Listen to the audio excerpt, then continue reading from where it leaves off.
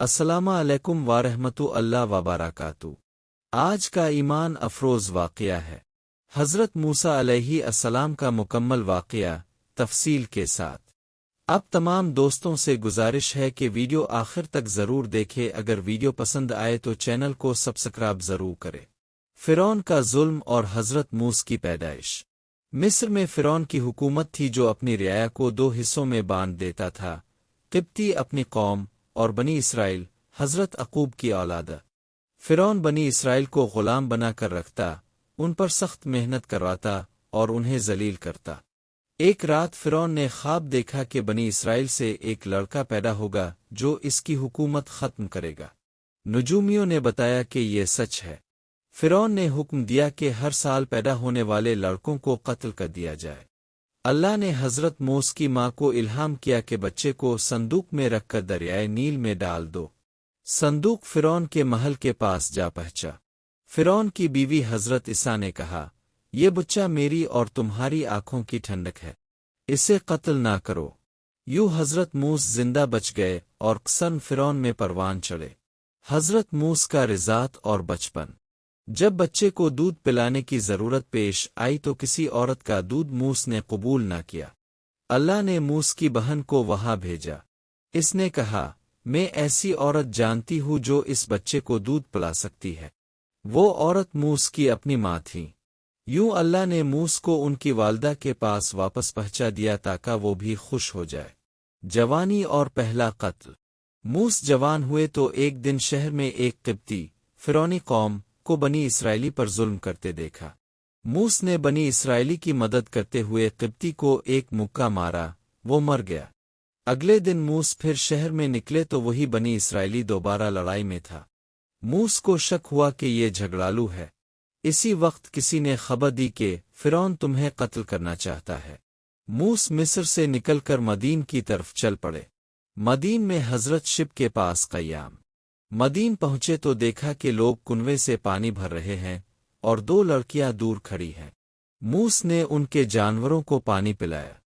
لڑکیاں اپنے والد حضرت شب نبی تھے کے پاس واپس گئیں۔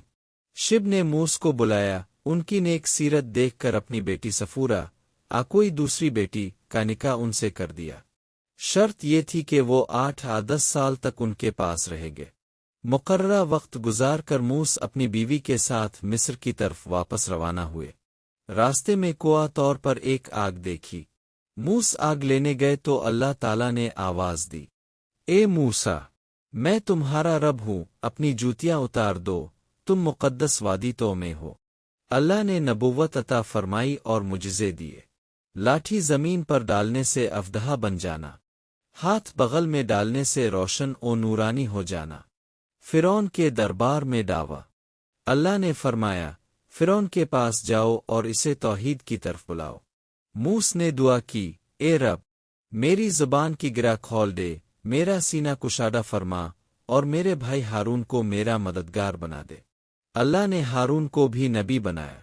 دونوں بھائی فرعون کے دربار میں گئے اور کہا، اللہ کی عبادت کرو، بنی اسرائیل کو آزاد کر دو۔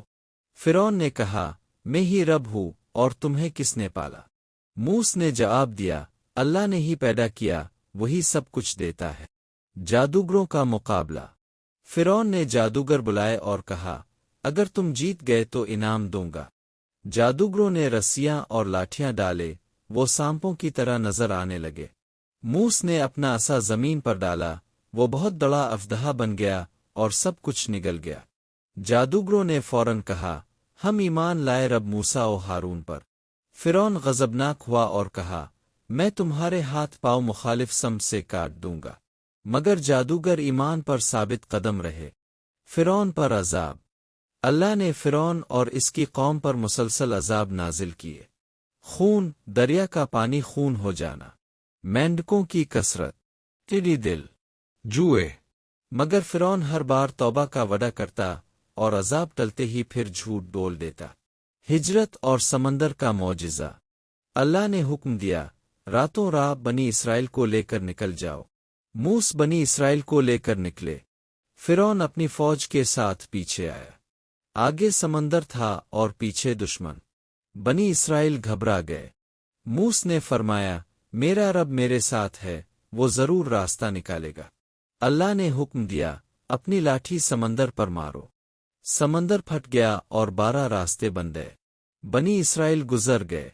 جب فرعون اپنی فوج کے ساتھ داخل ہوا تو سمندر بند ہو گیا اور سب غرق ہو گئے۔ فرعون ڈوبتے وقت ایمان لایا، لیکن اللہ نے فرمایا، اب تو ایمان لایا ہے، تیرا جسم بچا لیا جائے گا تاکہ بعد والوں کے لیے عبرت ہو۔ حضرت موسیٰ کو تورات کا نزول۔ بنی اسرائیل کو نجات دلانے کے بعد اللہ نے موسیٰ کو کوہ طور پر بلایا۔ وہاں 40 دن کا قیام ہوا اور اللہ نے تورات عطا کی۔ یہ شریعت اور ہدایت کی کتاب تھی، مگر بنی اسرائیل میں سے کچھ لوگ سامری کے بہکانے پر گوسالہ پرست بن گئے۔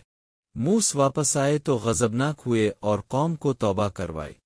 بعد کے حالات، بنی اسرائیل بار بار ناشکری کرتے، کبھی کھانے پر اعتراض کرتے، کبھی پانی پر۔ اللہ نے من و سلو، آسمانی خوراک عطا کی، مگر وہ بار بار نافرمانی کرتے رہے۔ ایک وقت آیا کہ اللہ نے فرمایا، 40 سال تک یہ لوگ صحرائے طے میں بھٹکتے رہیں گے۔ اس دوران موسیٰ اپنی قوم کی رہنمائی کرتے رہے۔